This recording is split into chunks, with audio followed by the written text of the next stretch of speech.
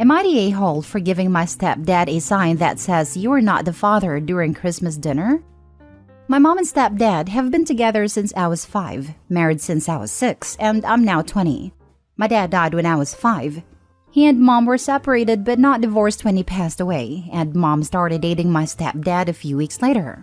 I met him about 5 months after my dad died, and he moved in with us after a year, and they married 14 months after that. My mom really wanted me to have a dad, and found my stepdad a good partner and someone who could be a good dad to me. Only I never wanted another dad. So, I always called him by his first name and referred to him as my stepdad. He and I have butted heads over this a lot, as he thinks I should be his daddy's little girl.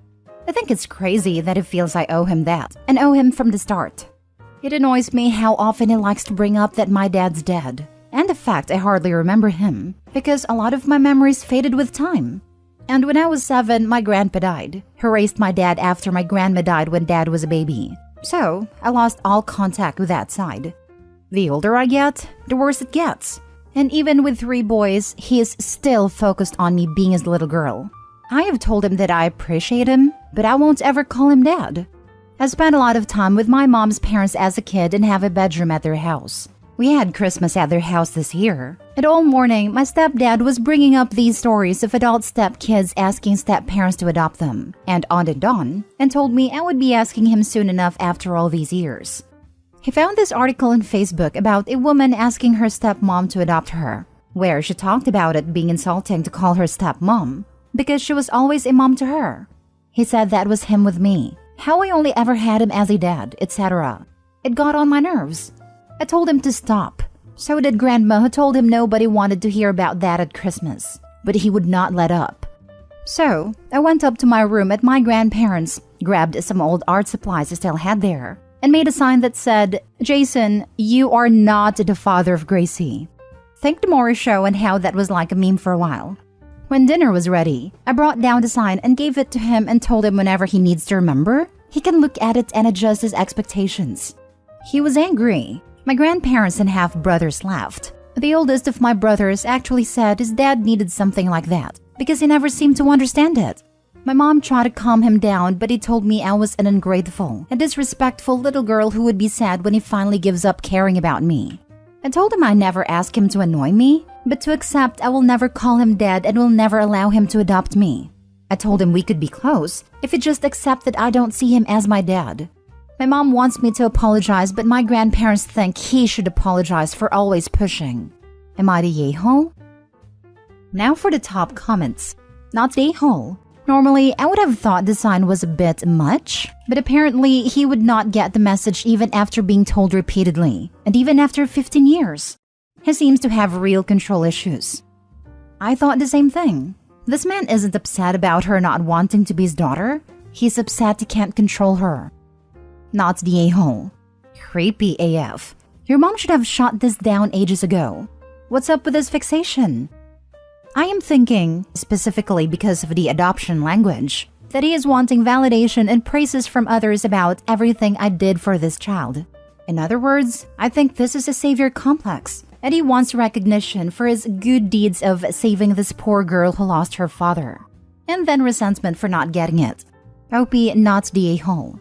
Step needs to grasp reality and get over his ideas of how he needs to be validated by you and others for his perceived acts of heroism regarding you. Stay strong. Not the a-hole. Jason is super disrespectful of your dad's memory. Yeah, that pisses me off more than anything.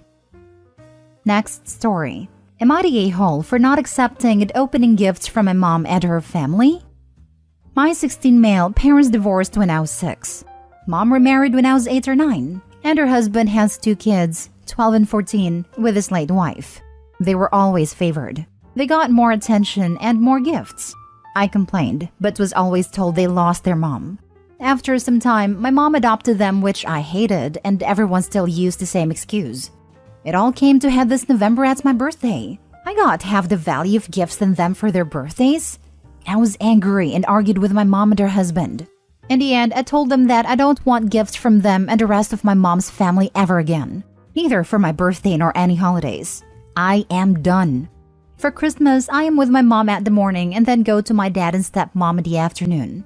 When I woke up, I went downstairs to make me some breakfast and the kids were already opening their gifts and mom told me to open mine. I told her I don't want any gifts and to just distribute them to others and went to the kitchen to make breakfast. Mom, her husband and grandparents came after me and told me how ungrateful I am and to just open the gifts. I argued with them. Things were told, people were offended, and I went to my room and locked it. I waited till my dad came and just sneaked out of the house.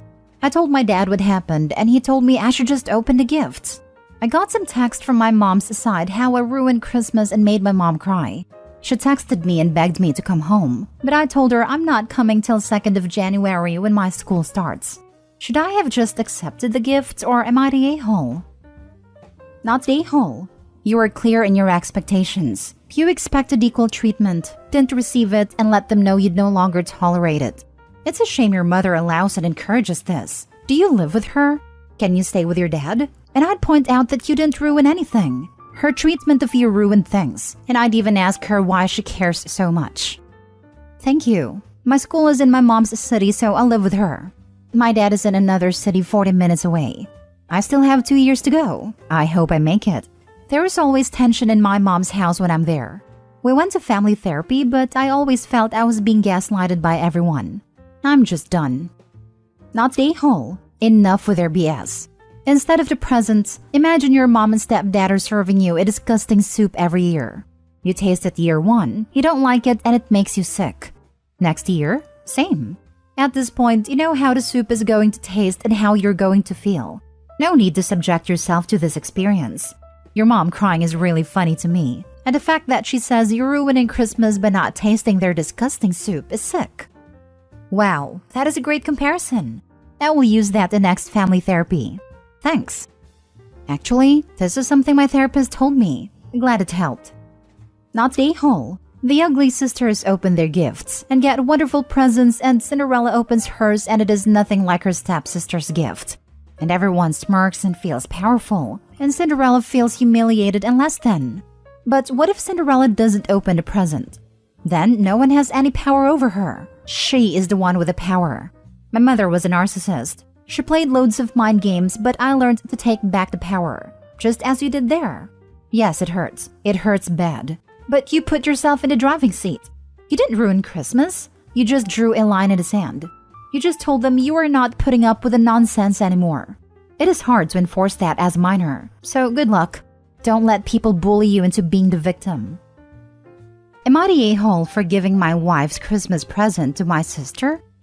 My sister is back with us at the moment and been living with us since October because of ongoing divorce with her husband. My wife was not a fan of this and wanted my sister out and told me to give her our other accommodation which we own to my sister whilst she settles for divorce. But my sister wants to live with us as she gets lonely and won't have anyone cook for her because this whole thing is stressing her out. My wife has left our business because of broken leg, so she can help with the cooking for my sister. Since the start of the year, my wife been wanting Dyson Air thing for hair. I don't get the excitement. And yes, I bought her the gift in November for Christmas and I wrapped it and put it in our garage. A few days ago, my sister was wrapping gifts for Christmas and asked me what I got for my wife. I told her it's a Dyson hair product and a Gucci perfume which is around 700 pounds in total. My sister got excited for my wife, but said again and said she wanted Dyson hair product too, and used to beg her husband to buy it for, but he never did. Apparently, he gifted the Dyson to his now girlfriend. This obviously made me sad, so I wanted to buy her another Dyson hair product same as my wife. I also had wrapped shoes for my sister for Christmas. I went to different stores, but it was sold out. I looked online and it would only be delivered after Christmas. Because there was no option for my sister, I just removed the name sticker and put my sister's name, and gifted the Dyson I bought for my wife to my sister. Keep this in mind, I bought my wife extra Gucci perfume, so she still got the gift.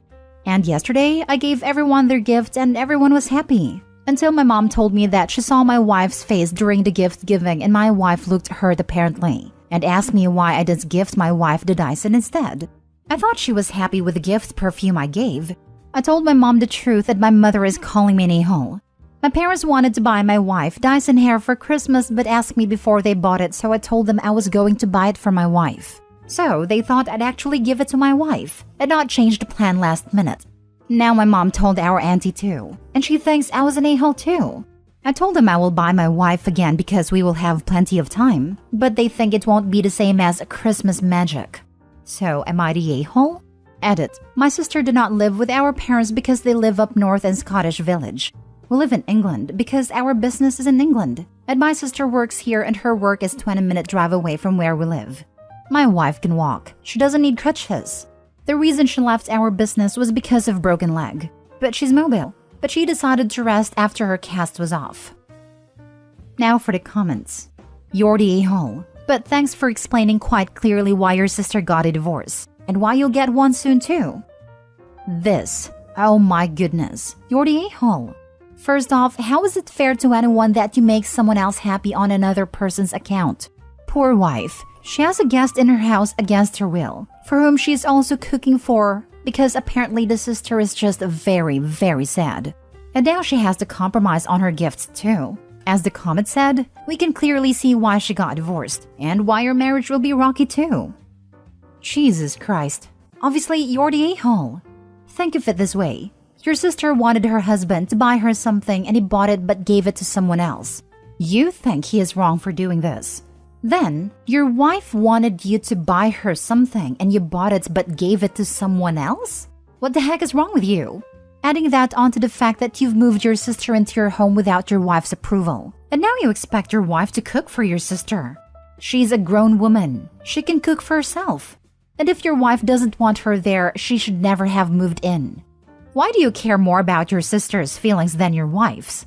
Even your own parents see that you're being a bad husband. How are you this dense? Guess the sister can keep Opie company during his divorce. Opie is such an a-hole. If he keeps it up, wife don't stick around. Sister can't cook. They will need a new maid who will get no more presents. The sister can't cook because she has the SADS. Wife with a broken leg can cook for the sad sister. If I were the wife, I know where I'd stash the crutches when I was done with them. Last story. Am I the a-hole for saying no to my in-laws taking our kids to Disney? My male 28, wife female 28, and I have 2 daughters, 6 and 5 years old, which is prime Disney age. They're both super into princesses and all that.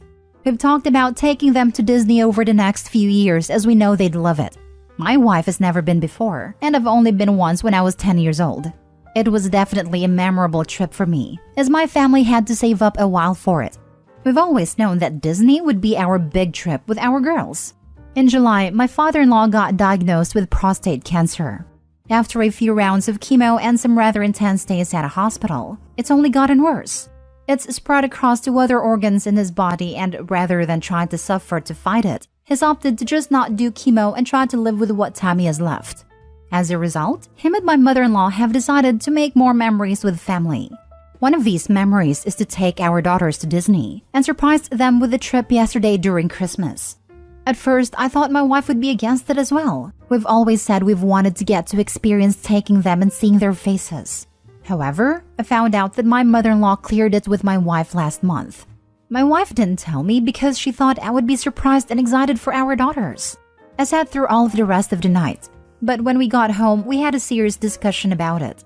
I told my wife that I didn't want our daughter's first trip to Disney to be without us. She suggested we go along, but the trip is in February, and booking flights plus hotel plus tickets for just my wife and I for the time they're all going is still going to be almost $5,000.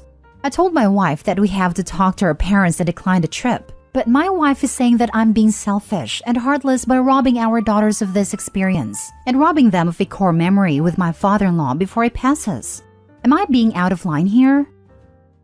You're the a-hole. Your wife is right. I understand your disappointment in not being the first to take your kids to Disney, but these are special circumstances.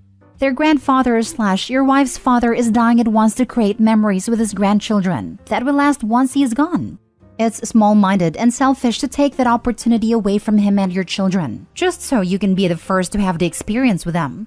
Do you think if you do this, your wife and daughters won't resent you for what you are taking away from them to satisfy your own selfish need? If you do this, remember, someday your daughters will be adults, and think about how they will look back on this and what they will think about you. It's Disney. They will light up every time regardless of being the first trip. Also, what they get out of it will change as they get older. Right now, it's probably all about princesses. When they're a little older and bigger, it's maybe all about the rides they can now ride. You're the a-hole. Don't take this incredibly thoughtful and meaningful gift away from your children, especially when it is a chance to create some core memories with a grandfather who doesn't have much longer to live. Take it from someone whose grandfather also died when I was young. These are the kinds of memories they will cherish. It would be incredibly selfish to take this away from your children, and also from your wife. This is her father who is dying, and she probably wants this for your kids more than you know. Either figure out how to make this trip work, or take them again when you can't afford it. Guaranteed they will love a return trip, and likely wouldn't have gotten to see all of it the first time, so it will still be a magical experience. The kids will appreciate it so much more when they are 9 and 10. Plus, it will trigger lovely memories of a special time with their late grandfather.